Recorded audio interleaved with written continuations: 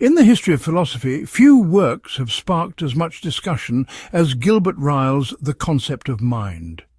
This book has left a deep mark on the world of philosophy and influenced many thinkers. Published in 1949, this groundbreaking book challenged long-held assumptions about the nature of the mind and its relationship to the body. Ryle's work fundamentally changed the way people thought back then. Ryle's main argument, known as the ghost in the machine, struck at the heart of Cartesian dualism, a philosophical doctrine that had dominated Western thought for centuries.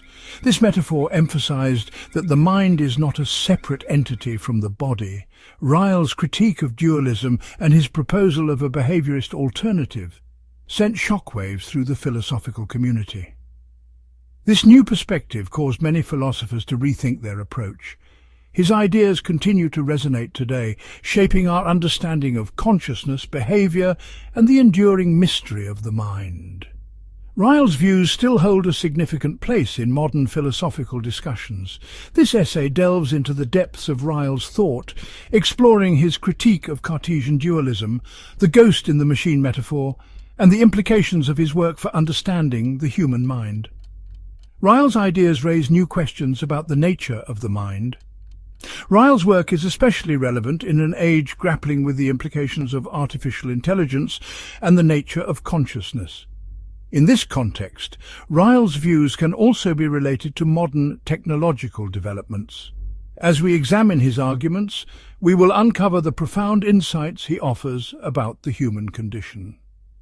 Ryle's work helps us understand the complexity of the human mind.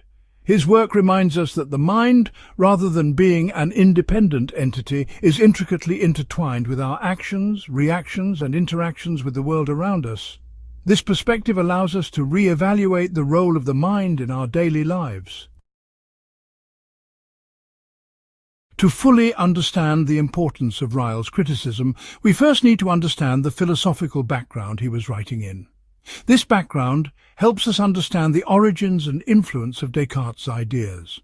The 17th century French philosopher René Descartes is considered the father of modern philosophy. Descartes' work revolutionized many areas of philosophical thought. His ideas, especially the concept of dualism, profoundly influenced Western thought. Descartes' dualism proposes that the mind and body are separate entities. Descartes argued that the mind and body are fundamentally different things. This view raised the question of how the mind and body interact. He suggested that the mind, characterized by thought, consciousness, and subjective experience, exists in a realm separate from the physical world. This further complicated the relationship between mind and body. On the other hand, the body is part of the material world, subject to physical laws and governed by mechanical principles. This suggests that the body is entirely physical and measurable. While this dualist view is intuitively appealing, it creates a deep philosophical chasm. The question of how the mind and body interact is one of dualism's biggest challenges. How can a non-physical mind interact with a physical body? This question is one of dualism's greatest paradoxes. How can thoughts and desires existing in a realm beyond physical laws influence our actions in the material world? This is one of the fundamental questions dualism needs to address. Descartes himself tried to solve this mind-body problem by proposing a connection through the pineal gland. However, this solution was found inadequate by many. But this explanation didn't satisfy many philosophers and scientists. Descartes' solution didn't fully explain the problem of mind-body interaction.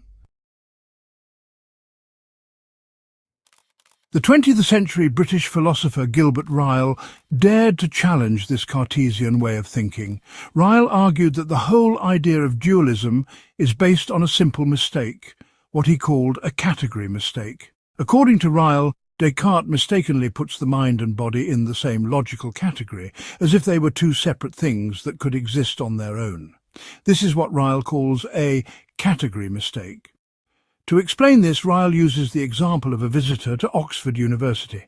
Imagine someone tours all the colleges, libraries and other university buildings and then asks, "But where is the university?" Ryle argues that this visitor is making a category mistake. The university isn't a separate thing that exists alongside its colleges and libraries. Instead, it's a term that describes the organized system of these institutions. In the same way, Ryle argues that the mind isn't a separate thing from the body. The mind isn't some ghostly thing living inside the machinery of our physical form.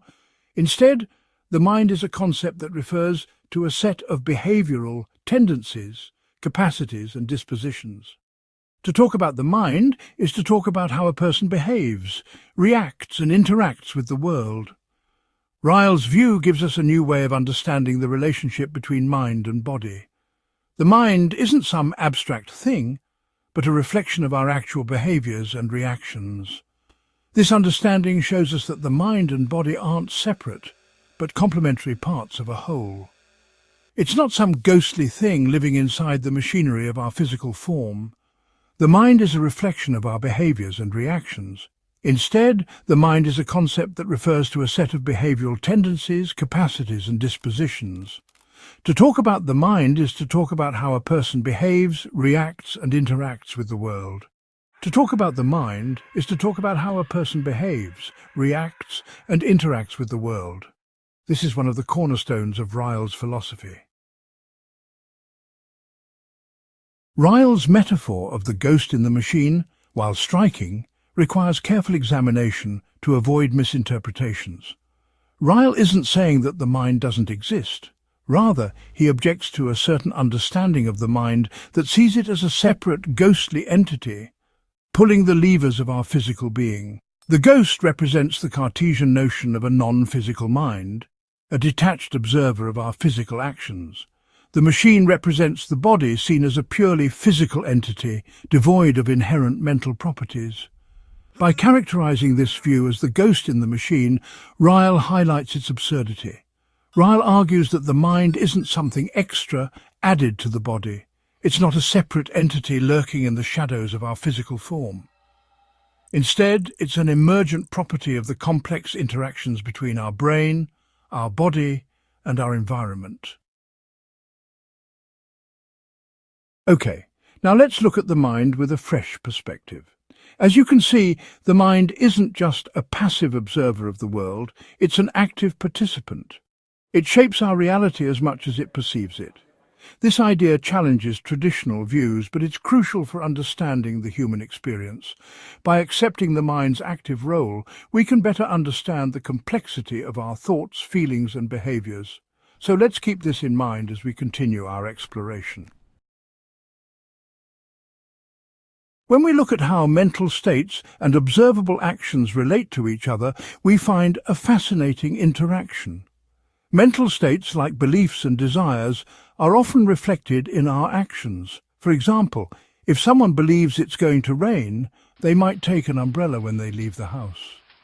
This connection between mind and behavior makes us think about how our inner experiences shape our outward expressions. Gilbert Ryle's contributions to philosophy have left a lasting impact. His critique of Cartesian dualism opened up new ways of thinking about the mind. By emphasizing the importance of behavior in understanding mental states, Ryle shifted the focus from introspection to observable actions. This shift has influenced various fields, including psychology, cognitive science, and artificial intelligence, leading to a reassessment of how we study and understand the mind. Ryle's work has profound implications for how we understand consciousness.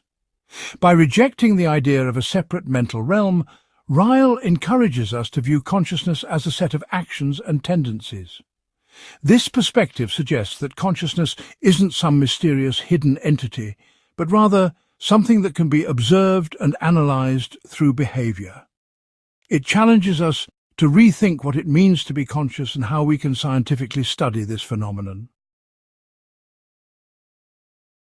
Ryle's lasting impact on the philosophy of the mind can't be ignored.